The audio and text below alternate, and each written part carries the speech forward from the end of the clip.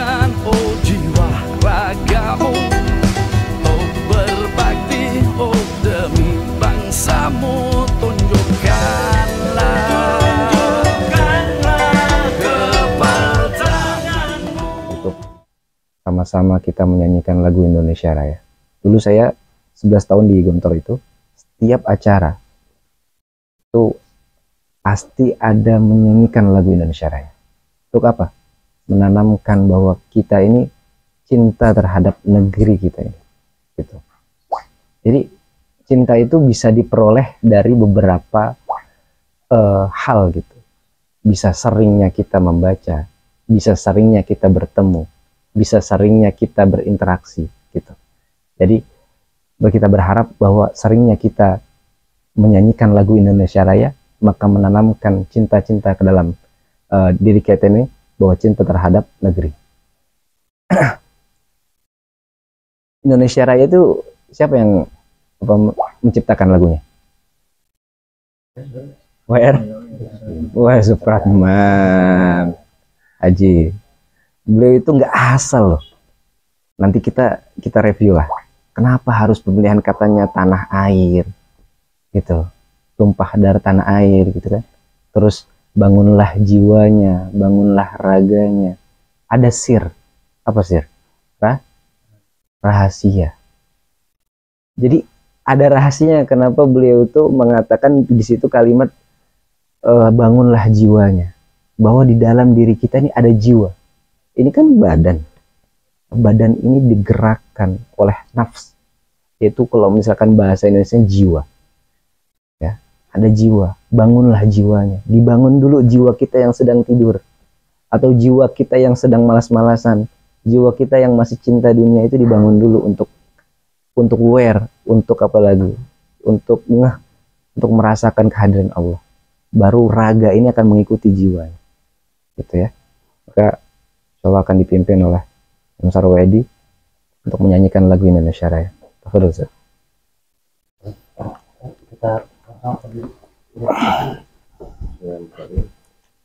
Hiduplah Indonesia Raya. Indonesia tanah airku, tanah tumpah darah. Di sanalah aku berdiri, jadi pandu ibuku. Indonesia kebangsaanku, bangsa dan tanah airku. Marilah kita berseru, Indonesia bersatu. Hiduplah tanahku, hiduplah negeriku, bangsaku, rakyatku semuanya. Bangunlah jiwanya, bangunlah badannya, untuk Indonesia Raya. Indonesia Raya, merdeka, merdeka, tanahku, negeriku yang ku cinta. Indonesia Raya, merdeka, merdeka, hiduplah Indonesia Raya. Indonesia Raya, merdeka, merdeka, tanahku, negeriku yang ku cinta. Indonesia Raya, merdeka, merdeka, hiduplah Indonesia Raya. Salam Pancasila. Merdeka, merdeka, merdeka. Oke, makasih. Allahumma shalli ala Muhammad. Ila hadratin Nabil Mustafa Rasulillah sallallahu alaihi wasallam wa ila ahli wa dzurriyyatin wa ahli baitil kiram ajmain, wa khususan ila jamil ulama al-amilin wal awliya as-salihin, khususan Sayyidina Maulana Imam Akbar al-Baghdadi, wa khususan ila Syekh yang santai Maulana. Ilahi anta maqsudi wa ridhaka matlubi, atini mahabbataka wa biqurbika wa ma'rifatika. Allahumma salli wa sallim ala nabiyyina Muhammadin وعلى آله وصحبه بعدد كل معلوم لك يا نور النور يا مدبر الأمور بلغني عن روح النبي محمد صلى الله عليه وسلم وأرواح علي محمد تهية والسلام سيدنا واغفر لنا ما مضى يا واسع الكرم يا ربي بالمصطفى بلغ مقاصدنا واغفر لنا ما مضى يا واسع الكرم اللهم صل وسلم وبارك عليه وسلم عليه. Alhamdulillah rabbil alamin wa bihi nasta'inu ala umur dunya waddin. Oleh Allah, alhamdulillah rabbil alamin, kita dapat berkumpul. Allah telah menggerakkan hati kita untuk hadir di majelis kita ini, ibadah akmaliyah. Semoga Allah memuliakan kita dengan memberikan keberkahan-keberkahan di setiap kehidupan kita. Amin ya rabbal alamin. Kembali lagi kita mengkaji kitab, salah satu kitab dari para ulama-ulama yang soleh. Beliau adalah Al-Imam mulaqab bi Hujjatul Islam, yaitu Abu Hamid Muhammad ibn Muhammad Al-Ghazali. Siapa? Imam Al-Ghazali. Beliau ini sering ana sampaikan bahwa punya lakob. Lakob itu sebutan, apa? Panggilan dari ulama-ulama yang lain sebagai Hujjatul Islam, argumentasinya Islam. Di saat orang lain atau orang yang di luar Islam, bahkan orang yang Islam sendiri menghujat Islam, beliau sebagai garda terdepannya, argumentasi beliau lewat kitab-kitabnya beliau. Maka beliau ini orang yang alim, orang yang sufi, orang zuhud, orang wara', sangat-sangat yang Allah berikan kemuliaan kepada beliau, yaitu ilmu-ilmu yang sangat-sangat luas. Beliau ini punya kitab Al-Ihya Ulumuddin. Jadi Ihya Ulumuddin itu ada kitabnya. Jadi situ membahas dari segi tauhidnya dibahas, fikihnya dibahas, tasawufnya dibahas, filsafatnya juga dibahas. Jadi bagaimana kita ini hidup di dunia ini nggak monoton aja. Jadi bukan cuman wah sekolah ya sekolah, kerja ya kerja, enggak kayak gitu. Tapi hidup ini adalah bagaimana kita merasakan kehadiran Tuhan. Nah, itu wajibnya. Makanya beliau itu di bagian kitab-kitab, setiap beliau membahas fikih itu pasti ada kayak contoh taharah. Taharah beliau membahas dalam Ihya Ulumuddin itu ma fi asrori taharah.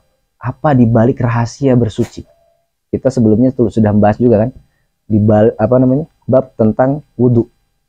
Jadi ketika menghapus tangan itu hakikatnya adalah Allah juga meleburkan dosa-dosa kita yang ada di tangan.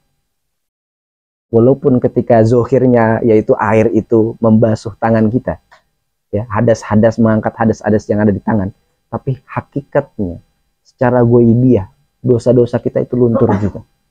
Maka Imam Ghazali mengajarkan setiap gerakan atau setiap basuhan yang ada di anggota tubuh kita ketika kita berwudu itu ada doanya. Oh, basuh tangan doanya apa? Ketika kumur-kumur doanya apa? Kita minta apa sih ketika kumur-kumur itu? Minta Allah, semoga Allah itu memberikan kita sabit fil qaul. Jadi tetapkan lisan kita ini dalam berzikir kepada Allah. Ketika menghirup juga, ketika kita mencuci muka ini, kita minta apa? Semoga Allah memberikan cahaya kita. Nah, itu kan sebelumnya kita ngaji itu tuh. Ada berwudu, tentang adab-adab dalam berwudu. Karena kita dalam keseharian sering kita melupakan adab-adab ini. Jadi wudu ya asal aja wudu gitu. Ya, cepat-cepat wudu. Dan dalam wudu itu kita nggak merasa ibadah. Gitu. Justru ketika kata Imam Ghazali, setiap wudu itu ada doanya. Doa kan ibadah. Ya, dalam doa ada ibadah. Maka setiap basuhan yang kita basuh dalam wudu itu ibadah. Banyak orang-orang yang SD, SMP, itu anak-anak tuh, itu udah termakan doktrin-doktrin kayak tadi yang disebutkan Bang Sarwo. Ada ustadz yang udah lama dia ngajar di masjid, tiba-tiba karena nih satu anak SD ngaji di salah satu rumah tahfiz, pas dia kedapatan dia dapat panggung tuh suruh ceramah cilik gitulah di suatu masjid, dia nyala itu dekan masjid. Adab nggak kayak gitu?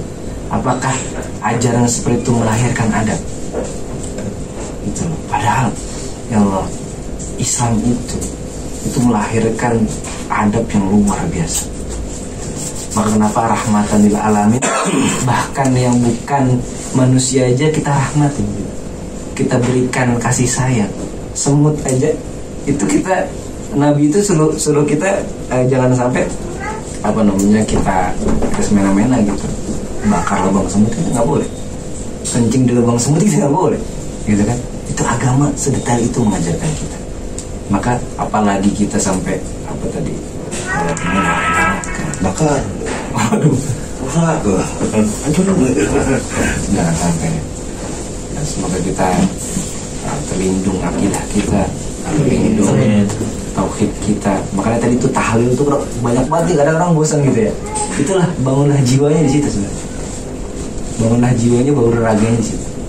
Jadi masukin dulu kalimat-kalimat thayyibah ke dalam kolbu, maka kolbu akan merasakan, oh iya, tauhid. Ada rasanya tauhid.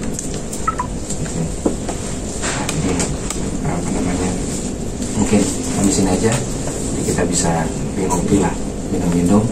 Akhirul kalam, kita tutup dengan doa kafaratul majlis. Kita ulangi lagi. Subhanakallahumma wa bihamdika asyhadu an la ilaha illa anta astaghfiruka wa atubu ilaik. Assalamualaikum warahmatullahi wabarakatuh. Waalaikumsalam. Sampai Ahmad Dhani itu menamakan anaknya itu Al-Ghazali ya. Al-Ghazali itu hidup era tahun 1000-an lah, itu kurang nggak salah zaman Abbasiyah ya. Iya. Nah itu di situ sebenarnya itu umat Islam lagi karena menyebar ke berbagai penjuru sehingga terpengaruh oleh aliran-aliran lain. Yang paling berpengaruh saat itu adalah aliran filsafat. Saat itu ada aliran Mu'tazilah, filsafat yang berdasarkan rasio.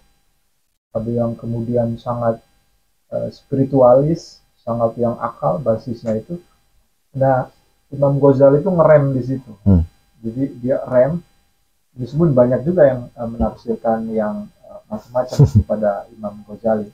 Termasuk khilafah ya. Nanti Ustadz mungkin juga bisa terangkan tuh tentang pendapat Imam Ghazali tentang khilafah. Ada yang menarik yang ingin saya ceritakan itu dari ceritanya Karen Armstrong. Karen Armstrong itu sarjana barat ya. Dia itu biarawati. Tahu ya biarawati ya? Dia di gereja. Dia sarjana barat dari Inggris. Dia mengabdikan dirinya sebagai biarawati. Kemudian dia bertanya terhadap dirinya sendiri. Saya sekian lama zikir, ya bahasa kita ya. Sekian lama memuliakan Tuhan. Tapi kok Tuhan nggak pernah datang ke saya gitu, ke gereja. Akhirnya dia keluar dari gereja. Kemudian dia belajar tentang seluruh agama. Nah, ada yang menarik, dia termasuk belajar Islam juga. Ada yang mengatakan dia sudah sangat Islam, karena tulisan-tulisannya sangat positif terhadap Islam. Dia nulis tentang Nabi Muhammad, dia nulis juga seluruh agama. Saya udah baca sebagian karyanya. Ini lagi OTW yang dia nulis tentang Siddhartha Gautama ininya. Nah, dia bilang, jadi Imam Ghazali ini, dalam tulisan dia itu, dia juga ngutip, karena legend kan, dikutip. Dia tuh kalau mau ngomentarin sesuatu, dia baca tuntas dulu. Jadi dari awal sampai, misalkan dia kan mengkritisi soal Syiah, soal filsafat, semua dia kritisi, tapi dia baca dulu sampai berulang-ulang. Kalau kita beda ya, jadi baru baca judulnya udah ribut, ya kan gitu. Belum dibaca isinya, nah itu hoax akhirnya terpengaruh. Nah mudah-mudahan kita berdoa pas ngaji ini kita juga ikut spiritnya ya. Makanya sering nanti tawasulannya ke Imam Ghazali. Supaya apa? Supaya bacaan kita kuat. Itu dia bacanya kuat sekali Imam Ghazali itu. Jadi nggak sembarangan dia membaca. Kita paling baca buat ujian aja baru sekali udah ini ya. Bahkan karena ujian aja kita membaca. Jadi bukan untuk kemudian nyari ilmu pengetahuan. Nah itu nanti saya kira sangat kaya sekali tentang Imam Ghazali. Nah di sini yang saya ingin sampaikan sebenarnya sederhana. Pertama, ini kan anak-anak muda ya, ini di saat yang lain main TikTok, apa ya, bukan nggak boleh kemudian main game, tapi ada kesempatan untuk mengkaji sesuatu ya di sini.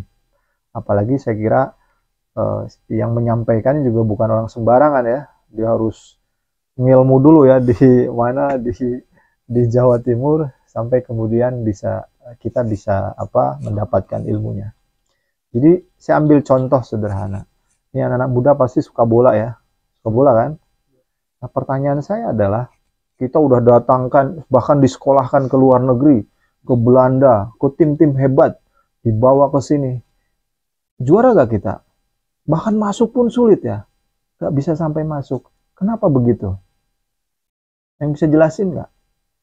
Kenapa kita nggak bisa sampai masuk aja di list di Piala Dunia gitu loh? Nggak apa-apa nggak menang juga, yang penting masuk. Jadi ketika Piala Dunia itu kita ada dari Indonesia.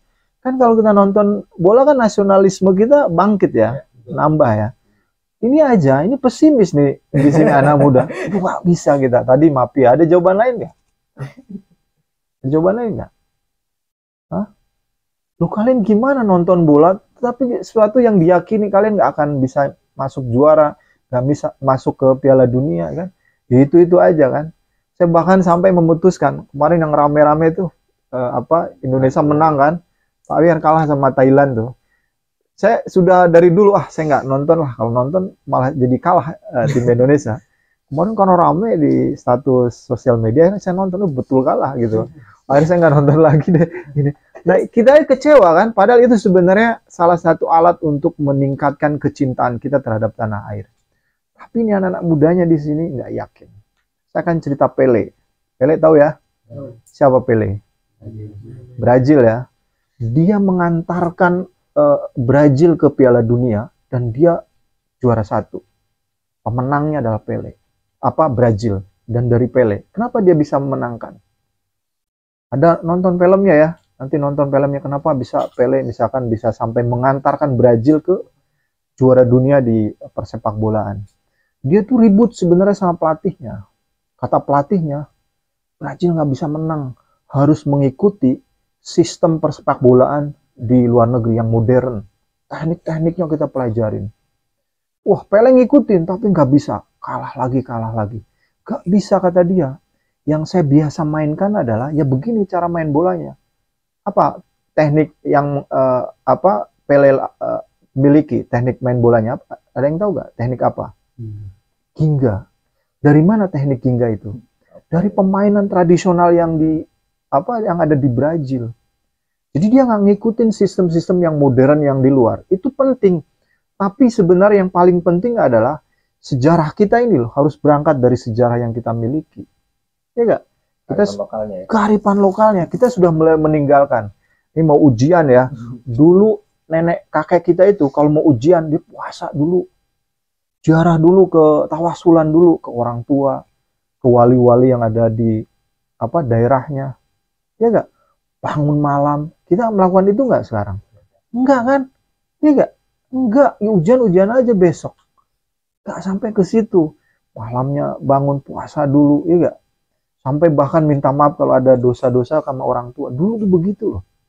Ini sekarang udah nggak dilakukan. Nah, itu yang saya maksud dalam budaya-budaya kita itu sebenarnya harusnya terus nggak usah malu.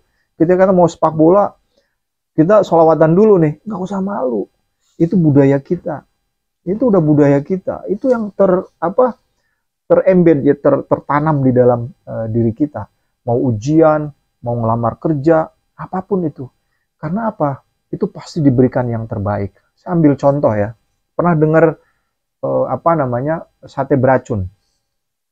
Ada yang tahu nggak berita sate beracun? Ada yang tahu? Jadi perempuan itu kecewa karena nggak dinikahin. Akhirnya dia menikah sama yang lain. Itu kemudian dia kirim sate. Satenya dikasih sianida untuk ngeracun yang calon suami yang nggak jadi itu, supaya dibunuh, diracun itu. Diantarkanlah dia, kemudian dia pakai jasa ojol, dia nggak pakai pesan lewat online. Dikirim, Pak, tolong Pak, saya nggak sempat pesan lewat online aplikasi. Ini sate, ini alamatnya, saya kasih duitnya 25.000. Kirim sama ojolnya itu, kata yang penerima, oh saya nggak pesan sate, Satenya gede 20 tusuk. Saya nggak pesan sate buat bapak aja. Senang banget kan bapaknya. Padahal dalamnya ada racunnya. Dibawa pulang. Si satenya dimakan sama anaknya usia 10 tahun. Meninggal anaknya. Sianidanya itu banyak banget di ini kan. Nah, di itu nggak ada proteksi yang spiritual itu. Kalau kita sholawat, ya kan, istighosa, zikiran. Nah, itu yang jadi proteksi sebenarnya. Kenapa bangsa ini masih tetap kokoh berdiri? Kita punya amalan-amalan itu dari para wali. Ini saya yakin nih, ya kan, ujian. Baca sholawat gak? Ya kan? Ya gak? Ujian, iya. Belajar ya tetap wajib, ya kan? Ujian besok matematik atau misalnya nulis skripsi, oh tetap itu ya dibaca literaturnya. Tapi selain itu sebenarnya itu yang dilakukan oleh Pele sebenarnya. Jadi dia nggak mengikuti teknik-teknik modern. Nah itu yang kemudian dialami oleh pemain-pemain bola kita. Mau disekolahkan seluruhnya nih ya, ke Inggris misalkan, ke Manchester misalkan, disekolahkan semua, habis itu balik ke tim di kita, nggak bisa, nggak akan bisa menang, nggak bisa misalkan itu. Tapi kalau kita ini pernah nonton Kung Fu Hustle, nah itu kira-kira begitulah kita itu, main bolanya itu caranya kayak kira-kira kayak begitu. Nah ini yang belum terbentuk. Kenapa? Karena anak-anak mudanya meninggalkan tradisi budaya kita. Padahal itu sudah dilakukan oleh karuhun-karuhun kita, nenek moyang kita. Itu sudah dilakukan. Jadi nggak usah khawatir ya nanti mau bisnis, bacaannya apa nih kira-kira untuk ini. Tapi hal-hal yang dunianya tetap kita lakukan. Itunya yang dijadikan sebagai benteng itunya. Termasuk Pancasila itu sebenarnya adalah rezeki yang karena bangsa kita ini ya sholawatnya rajin. Ini jangan sampai ya, sekarang ini kita masih aman ya, kalau lihat peta dunia itu, lihat Suriah hancur, Libya hancur, kita tuh belum hancur. Ini ngomongin umat muslim ya, negara-negara muslim, kita belum hancur. Nah, masih kuat karena masih ada Pancasila, karena yang mengayomi seluruh etnis, seluruh bangsa. Tapi orang-orangnya sekarang lagi dihancurin oleh budaya yang lain. Korea, budaya K-pop, ya gak? Pasti tahu semua ini artinya, ya kan? Ya gak? Sekarang daripada makan cilok, makan yang Jepang tuh teroyaki ya, kan sama mirip ya, ya gak? Takoyaki, ya kan? Itu sebenarnya terencana loh kayak gitu-gitu tuh. Jadi dihilangkan nanti, akhirnya kita nggak mengenal budaya lokal kita. Padahal itu sebagai benteng untuk kemajuan salah satunya. Jadi nggak usah malu ya bahwa kita apaan nih, sholawatan apaan. Ya itu sebenarnya salah satu kemudian yang membuat kita masih ini anak muda ini harus tahu ya. Mulai ini saya kira nanti ada bimbingan dari Bang Ustadz ini, nanti sholawatnya Ustadz kalau ini kita besok mau ujian ya kan, bimbing sholawat. Itu penting. Tapi juga jangan lupakan hal-hal yang empirisnya. Empiris itu maksudnya ya belajar juga gitu loh. Iya, yang realnya. Jadi saya udah sholawat kemarin, jadi nggak usah bilang jangan begitu. Agama kita, makanya Imam Ghazali ini dia nggak mengharamkan filsafat. Filsafat penting. Dia juga nggak mengharamkan yang lain-lainnya ya. Tapi dia ngerem di situ supaya nggak terlalu rumit, terlalu kebablasan itunya, nggak terlalu jauh. Islamnya tetap di ini. Nah, yang berkembang makanya ajaran Islamnya yang tasyawufnya di sini Imam Ghazali, dan tadi saya kira juga Ustaz Tawasulan ya, ada siapa Al-Baghdadi, Junaid Al-Baghdadi. Nah, itu sebenarnya nanti kisah-kisah itu nanti diminta ya. Pasti Bang Ustadz pasti lebih banyak tahu soal-soal itu. Nah, itu spirit ya yang saya maksud, itu spirit yang harus kita emban ya, untuk kemudian tetap bahwa bangsa ini sudah oke sebenarnya, diwariskan oleh nenek moyang kita tuh sudah oke. Kita jaga. Jangan oleh pengaruh-pengaruh. Tadi Bang Sarwo bilang tentang khilafah, orang-orang Hizbut Tahrir itu ngerusak, Pak. Ngerusak adik-adik. Itu ngerusak supaya kita kacau. Kayak Suriah. Orang-orang kayak Amerika, negara-negara ini senang kita kacau. Bunuh-bunuhan. Yang rugi siapa kalau negara kita kacau? Umat Muslim. Kenapa? Karena mayoritas populasinya yang bunuh-bunuhan tuh ya orang-orang Muslim. Disengaja dia suplai senjata dan macam-macam. Dia harus dirawat. Nah, yang sekarang yang lagi kita tuh masih kuat itu ya Pancasila, yang NKRI ininya. Jadi bukan, wah ada orang NKRI harga mati. Itu bukan sembarangan itu. Jadi itu juga dari para pendahulu kita ya. Jadi bukan ciptaan TNI, bukan ciptaan polisi, bukan. Itu ciptaan para wali NKRI harga mati itu. Ciptaan ulama-ulama. Jadi cuma memang kita nggak tahu sejarahnya saja. Nah itu saya kira ini sebenarnya hanya mendorong saja. Saya tinggal di Jalan Pemuda Sawangan Baru. Sehari-hari saya ngajar di Hubungan Internasional FISIP UIN Saripida Tua Jakarta. Jadi saya kerjanya di Ciputat, tapi lebih banyak ya di Jalan Pemuda ya. Nah itu yang ingin saya sampaikan, sebenarnya mudah-mudahan bermanfaat ya. Pembicara di kampus-kampus. Tapi alhamdulillah beliau nggak peduli, mau di gang juga dia datang. Yang penting apa nih? Tadi kita karena hujan kan, wah ini kan mungkin nggak datang, nggak masalah. Karena ini adalah suatu perjuangan, ya kan. Mungkin kalau keringat enggak karena dingin, tapi karena capeknya pasti ada kan gitu ya, karena ada energi yang kita keluarkan. Tapi itu akan jadi saksi nanti di akhirat bahwa kita telah berbuat untuk negeri ini, sebagai bentuk kita cinta sama negeri ini. Jadi seperti Bang Robi bilang tadi, banyak ideologi yang merusak bangsa ini. Jadi saya ada sesuatu yang mau saya sampaikan kepada adik-adik sekalian. Jauh sebelum ada Islam, zaman Firaun, ya, zaman Firaun nih, ya kan. Firaun kalau dia ada yang meninggal diapain? Jadiin mumi ya. Nah, ilmuwan ini menemukan di dalam mumi itu ada dua bahan, yaitu cengkeh dan kapur sirih, kapur barus ya, kapur barus. Nah, kapur barus, cari sedunia ada nggak daerah yang punya kapur barus dan cengkeh? Di Medan kapur barus. Jadi bangsa kita ini bangsa yang hebat. Zaman Firaun tuh udah kenal tuh nyari buat mayat aja orang meninggal, nyarinya ke Indonesia, bro. Perahu Nabi Nuh aja dari Jati kan gitu kan. Jadi kita ini mesti bangga gitu loh, mesti bangga dengan keindonesiaan. Dan Pancasila ini lahir daripada intisari keluhuran budaya di Nusantara. Bangsa kita ini bangsa yang hebat. Bangsa kita ini bangsa yang cerdas. Zaman Majapahit sebelum ada penjajahan sudah ada kitab Kertagama, banyak kitab-kitab yang dibuat sama empu-empu kita zaman dulu. Berarti kita adalah orang yang cerdas loh. Dan Indonesia itu ada karena kemajemukan. Contohnya, ini makanan ada berapa jenis itu? Banyak kan? Enak gak kelihatannya? Enak kan kelihatannya kan? Coba kalau cuma satu doang, bosan bro. Ya, jadi Indonesia ini ada karena dengan berbagai. Kita semua ini mencintai bangsa ini, ya kan? Karena di merah putih itu terdapat 3 hal. Kalau kata Presiden Torekon Luffy, adik-adik semua ini harus paham dan harus ada antisipasi dini. Manakah ideologi yang benar, mana ideologi yang salah gitu kan? Seperti contohnya yang sekarang lagi marak ini ideologi khilafah, ya kan, menganggap bahwa agama itu adalah ideologi.